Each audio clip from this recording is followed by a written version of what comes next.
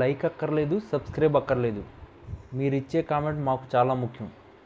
దయచేసి కామెంట్ చేయండి. ఏపీలో ఇప్పటికిప్పుడు ఎన్నికలు జరిగితే సీఎంగా ఎవరు గెలుస్తారు? Chandrababu CM, Jagan CM.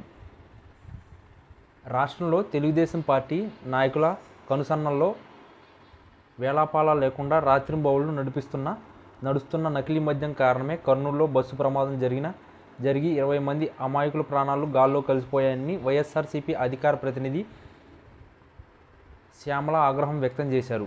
తాడేపల్లిలోని పార్టీ కేంద్ర కార్యాలయంలో ఆమె మీడియాతో మాట్లాడుతూ నకిలీ మద్యం విక్రయాల కారణంగా నిత్యం ప్రమాదాలు, దారుణాలు, మహిళలపై అత్యాచారాలు ప్రభుత్వానికి చీమ పట్టినట్టు కూడా లేదన్నారు. నకిలీ మద్యం కారణంగా బస్సు ప్రమాదం జరగలేదని చెప్పడానికి కూటమి ప్రభుత్వం నానా తిప్పలు పడుతుందని ఆరోపించారు.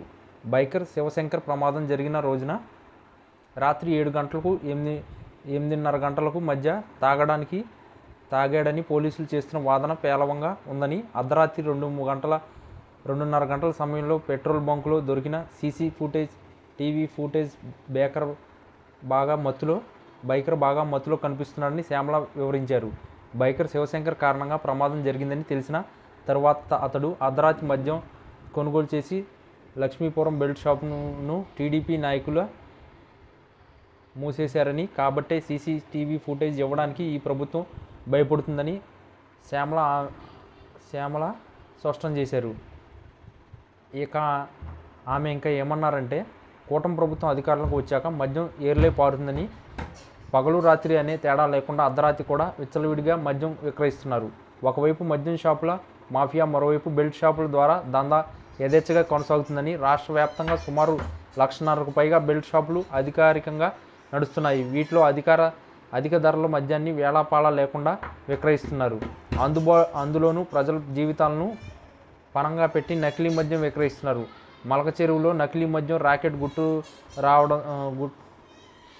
రట్టు కావడంతో తాము తాగేది నకిలీ మద్యమో ఒరిజినల్ మద్యమో అర్థం కాని ఆందోళన మద్యం ప్రియులున్నారు. మద్యం బాటిల్ వైపు పైన QR కోడ్ ఉండేలా కొత్త జీవో విడుదల చేశారు. ఆ QR కోడ్ స్కాన్ చేసి నకిలీదో ఒరిజినల్దో తెలుసుకోవాలంటున్నారు. రాష్ట్రంలో ఎక్కడైనా ఒక బాటిల్ అయినా స్కాన్ చేశారా? ఎక్కడైనా QR కోడ్ స్కాన్ చేసిన వీడియోలు ఉన్నాయా? మద్యం షాపులు, పర్మిట్ రూములు, బెల్ట్ షాపులు అన్నీ ఏ రకంగా తెలుగుదేశం పార్టీ నాయకులు, ఎమ్మెల్యేలు, తెలుగుదేశం మంత్రులు నడుపుతున్నప్పుడు ఎవరు QR కోడ్ స్కాన్ చేస్తారు? ఎక్కడైనా ఏ సమయంలో అయినా మద్యం యథేచ్ఛగా దొరుకుతుండడంతో మద్యం ప్రియులు విచ్చలవిడిగా తాగేసి ఆరోగ్యం పాడు చేసుకోవడమే కాకుండా కుటుంబాలు ఆర్థికంగా చితికిపోతున్నాయి. ఇంకో పక్క మద్యం మత్తులో మహిళలపై దారుణాలు పెరిగిపోయాయి. మద్యం మత్తులో దాడులు జరుగుతున్నాయి. రాష్ట్రంలో శాంతి భద్రతలు అదుపు తప్పాయి. అయినా మద్యం మాఫియా ఆగడాలకు కళ్ళెం వేసే చర్యలు తీసుకోవడానికి మాత్రం చంద్రబాబు ముందుకు రావడం లేదు. దీంతో నేరాలు పాల్పడినా తామకేమీ కాదని ధైర్యం వచ్చింది. 24 గంటలు మద్యం అందుబాటులో ఉంచి తాగొద్దంటే ఎవరు ఊరుకుంటారు?